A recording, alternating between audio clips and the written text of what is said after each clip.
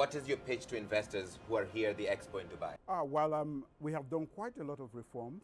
We have great opportunities in Sierra Leone, and we have done quite a lot of reforms to really make the business climate very conducive. So with all of those opportunities and the many things we are doing and a very strong macroeconomic base and also fighting corruption, I think we have provided an ecosystem that is really, really conducive. I want to move away from that to a different subject. You just signed a law that finally outlaws the death penalty in Sierra Leone, which many organizations consider inhumane.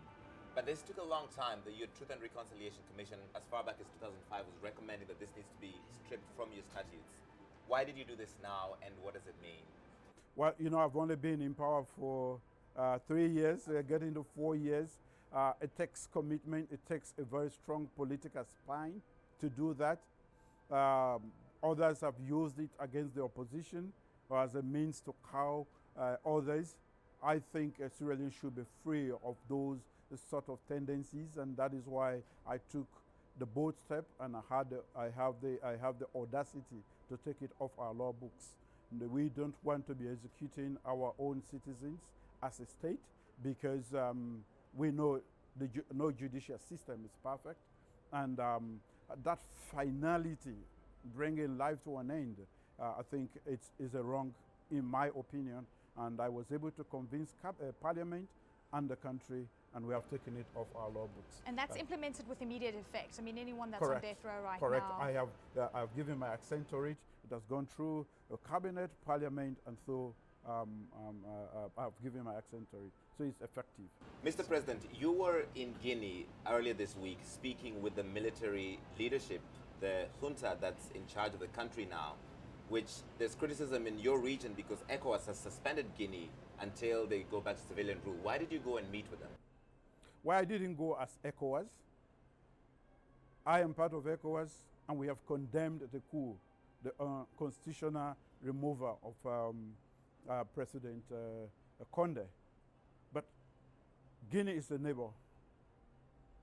We have been together, we are together by geography, and we do quite a lot of things together. We have security arrangements which have fallen apart. I need to sort those out. My national security is of utmost importance to me. And besides, I think, in my opinion, I still need to have a very frank conversation with the rest of ECOWAS, that we cannot help the situation there by keeping away from Guinea. We have to be there.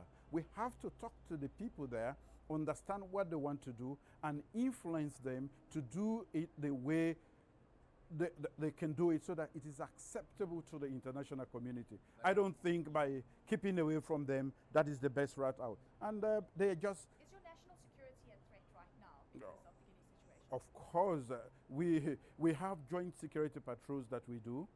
We meet very often, and to deal with all situations, you know. Have you seen threats materialize? Physical threats? Even before today, before even that incident, and not doing anything about it since the takeover, I think we only worsen that situation for me. So, Mr. President, are you not legitimizing the coup by meeting with the military leaders who have taken over the country and overthrown the president who was elected? I have national interest to secure as a country, and as the leader of Sierra Leone, I have to seek that first. The interest of Sierra Leone should come above any other consideration. I have stood and I stand with ECOWAS to condemn the coup and ask them to return to constitutionality, but at the same time, I am the closest neighbor. I'm only 18 minutes away by air to Conakry, so I need to have special arrangements, and I did so with the consent of few of the members, because I needed to make my position very clear. What did you discuss? How did the conversations go? Well, I wanted first to deal with the security issues, how we are going to do it irrespective of who is there. That is one. Or by next week, our technical teams are going to meet to discuss the security situation, how they are going to continue the joint border patrol on our common frontier.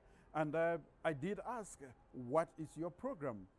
They have explained to me what they want to do, and I will sit down with the ECOWAS, with my colleagues in ECOWAS, to explain to them exactly how the present leadership in Guinea wants to go, and how we can help them achieve that within a reasonable time that is acceptable. But I think keeping away from Guinea is only going to worsen the situation. Do you believe them, the military leadership? I don't have to believe them. I've only known them for a few days.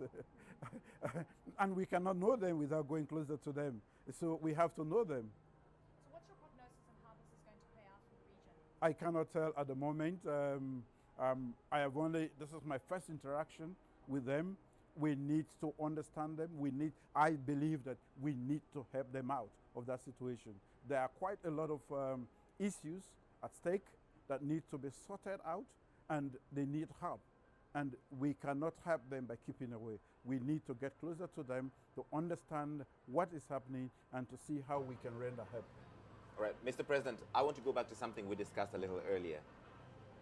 The rest of the world, the Western, the wealthy world, are giving booster shots, third doses, to their citizens who are already protected. You have only 1% of the population that's fully vaccinated. What's your reaction? What's your message to the world? Well, it's only widening the gap as far as inequality is concerned.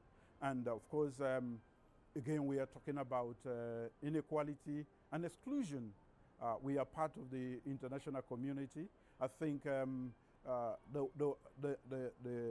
world powers should have had the conscience to consider us instead of going for third shots or booster shots, as they call them, to make sure that we are also vaccinated.